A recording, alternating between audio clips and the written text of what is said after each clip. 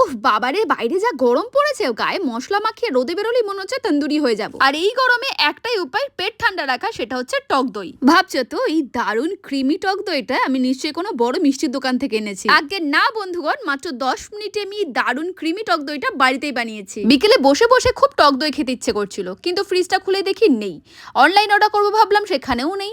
আর দোকানে গিয়ে দেখি সেখানেও টক দই। মানে এই গরমে সকলেই টক দই খাচ্ছে আর কোথাওই পাওয়া যাচ্ছে না। মনে মনে ভাবলাম, আপনার হাত জগন্নাথ মৌ, চল আজকে বাড়িতে টক দই বানানো যাক। দোকান থেকে দুটো 500 লিটারের দুধের প্যাকেট কিনে নিলাম, আর মিষ্টি দোকানে টক দইয়ের মতো কিছুটা ফিল আনার জন্য বের করে ফেললাম 1 বছর আগে বিরিয়ানিতে পাওয়া সেই হাঁড়ি, যেটা আমার বর বহুবার ফেলে দিতে বলেছিল, কিন্তু আমি না ভেবেছিলাম কোনো কাজে লাগবে। অ্যান্ড ফাইনালি এটা কাজে লেগে গেল। 1 লিটার দুধ পুরো ফুটিয়ে আমি আধা লিটার বানিয়ে ফেলেছি। দেখতে পাচ্ছ একদম পুরো ক্রিমের মতো হয়ে গেছে। অ্যান্ড গ্যাসটাকে বন্ধ করে দিয়েছি। মিষ্টির দোকানে একমাত্র পড়ে থাকা এই 100 গ্রামের টক দই আমি কিছুটা চারিদিকে মাখিয়ে নিয়েছি। উষ্ণ দুধটা আমি ভালো করে এর ভিতর ঢেলে দিয়েছি। অ্যান্ড সারা রাত আমি এটাকে ভালো করে ঢেকে রেখেছি। অ্যান্ড আমার দই রেডি।